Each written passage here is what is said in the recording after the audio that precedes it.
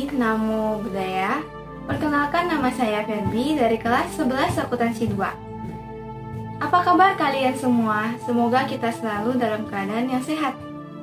Dalam video kali ini, saya akan membahas mengenai penyakit sosial yang marak terjadi pada remaja dan pelajar, terutama di kota Pontianak. Pertama-tama, saya akan menjelaskan pengertian dari penyakit sosial.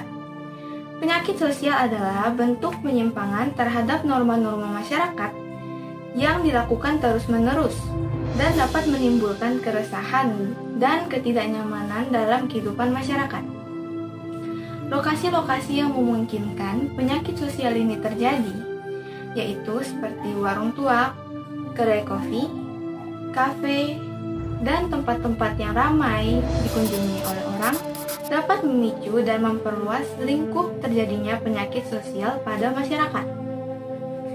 Para pelaku sosial akan selalu berpengaruh terhadap masyarakat lain. Secara tidak sengaja, pelaku sosial akan memberikan sugesti-sugesti kepada masyarakat lain untuk mengikuti perilakunya, seperti saat berinteraksi. Jika masyarakat tidak memiliki kesadaran yang kuat dan hanya memiliki pengetahuan yang minim, maka masyarakat akan dengan mudah terpengaruh dan terbawa dalam kondisi perilaku menyimpang. Contoh perilaku menyimpang yang marak terjadi, terutama di kota Pontianak adalah penyalahgunaan narkoba, prostitusi online, seks bebas, penganiayaan remaja, dan sebagainya. Berikut contoh berita mengenai penyakit sosial. Keterlibatan lebih dari 500 anak di bawah umur dalam prostitusi online disampaikan oleh Komisi Perlindungan dan Pengawasan Anak Daerah Provinsi Kalimantan Barat. Fakta tersebut disampaikan berdasarkan investigasi yang dilakukan KPPAD terkait maraknya prostitusi online di Pontianak sejak 4 bulan terakhir. KPPAD menyatakan kasus prostitusi online di kota Pontianak sudah menggurita dan mengkhawatirkan. Berdasarkan investigasi lanjutan, 60 orang anak sudah dipesan oleh pria hidung belang untuk malam pergantian tahun baru 2021. Baiklah, video tadi adalah contoh penyakit sosial prostitusi online yang terjadi di kota Pontianak yang melibatkan anak-anak di bawah umur dan remaja juga pelajar di kota Pontianak. Maraknya remaja yang terkena penyakit sosial dengan alasan pandemi yang sedang terjadi sehingga menyebabkan ekonomi dan pendapatan menurun. Justru sebaiknya di masa pandemi seperti ini, kita harus dapat meningkatkan kemampuan kita dan keahlian kita dengan cara lebih banyak belajar. Kita bisa memanfaatkan keahlian kita dan kemampuan kita untuk mencari penghasilan dengan cara yang benar. Walaupun kegagalan pasti selalu ada, namun kita harus bisa semangat dan pantang menyerah. Adapun solusi atau tips untuk mengantisipasi agar kita tidak tertular penyakit sosial. Yang pertama, membatasi diri dengan lingkungan atau pergaulan. Bukan berarti kita tidak berteman dengan orang-orang sekitar, namun kita harus bisa membedakan yang mana pergaulan yang baik dan mana pergaulan yang buruk, sehingga kita tidak dengan mudah terjerumus ke dalam pergaulan yang menyesatkan. Yang kedua, kita harus lebih mendekatkan diri kepada Tuhan Yang Maha Esa. Dengan pengetahuan yang luas mengenai ajaran agama, kita otomatis dapat membedakan perbuatan mana yang baik dan perbuatan mana yang salah. Rajin berdoa juga dapat meringankan cobaan yang sedang kita hadapi, karena Tuhan akan membantu kita agar tetap tegar dan pantang menyerah dalam menghadapi setiap cobaan.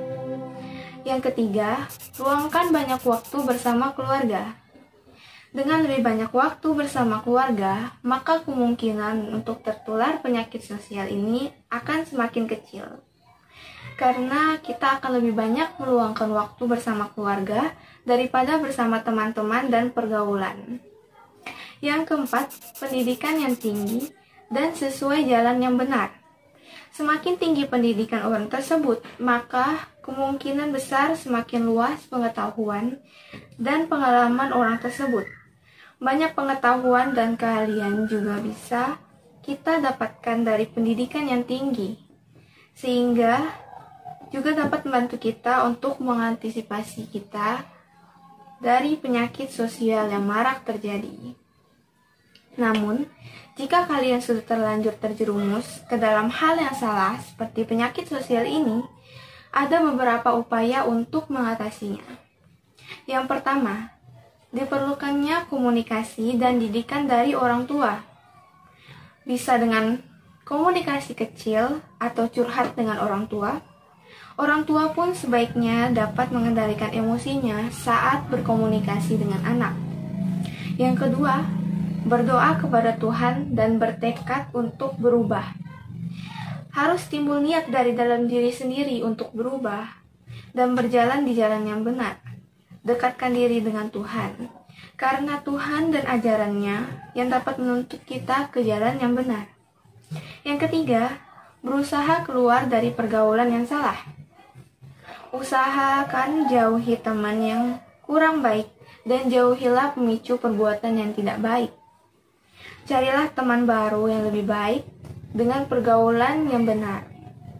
Yang keempat, ikuti rehabilitasi yang disediakan pemerintah atau rehabilitasi diri sendiri. Cara merehabilitasi diri sendiri adalah dengan menjauhkan diri dari barang atau subjek yang dapat membuat penyakit sosial kita kambuh. Luangkanlah waktu sebanyak mungkin untuk diri sendiri, keluarga, dan untuk berdoa.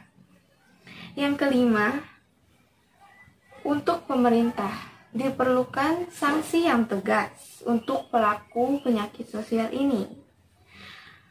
Peran pemerintah sangat dibutuhkan untuk mencegah dan mengurangi maraknya penyakit sosial yang terjadi.